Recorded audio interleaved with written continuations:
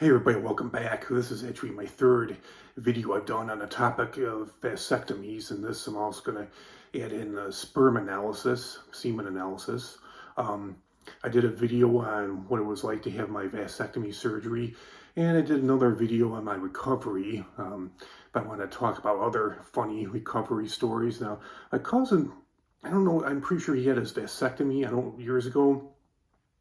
I'm not sure if he did during March Madness or not. I gotta talk to him about it next time I get a chance. But I know years before he said, "Oh yeah, I'm gonna have my vasectomy done during March Madness. I'm gonna sit around and watch a bunch of hoops." And I don't know if his wife let him or not. But she's like, "Oh no, you're not. You're not getting off that easy." But I was talking to one of my friends, Eric, and he said a friend of his had his done years ago during March Madness. I guess his wife was totally okay with it because he picked out his favorite recliner and he just sat around and healed with.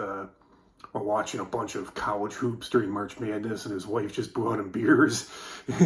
He's like, "Yeah, that's the life." I'm like, damn, that's really hilarious.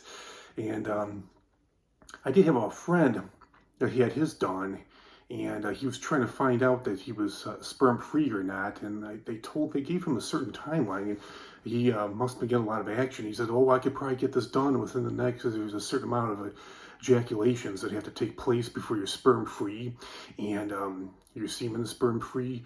And he said, "Oh, I could probably get this done within the next 45 days or so." But I guess they were delaying the timeline he could get tested, and I guess he did get tested.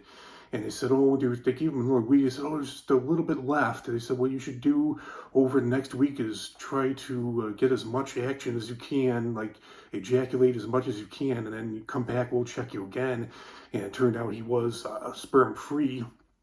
And he got a phone call about, I'm not sure what year he had his done, but I just found out by looking online in my online labs with Sonara Quest Laboratories. That's how they do it nowadays.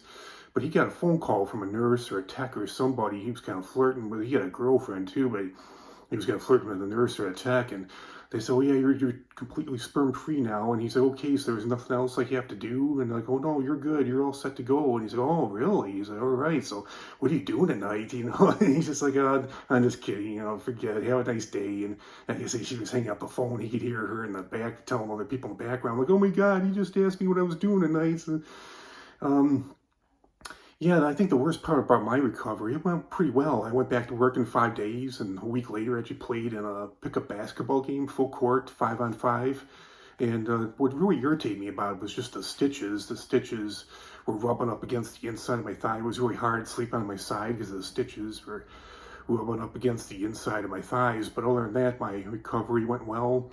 And I think for me, it was the same thing with me.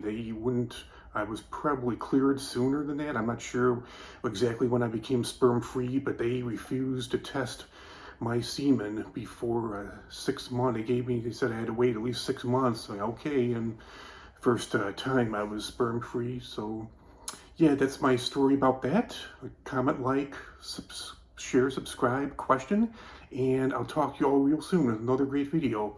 Have a great weekend, everybody. Talk to y'all soon. Bye.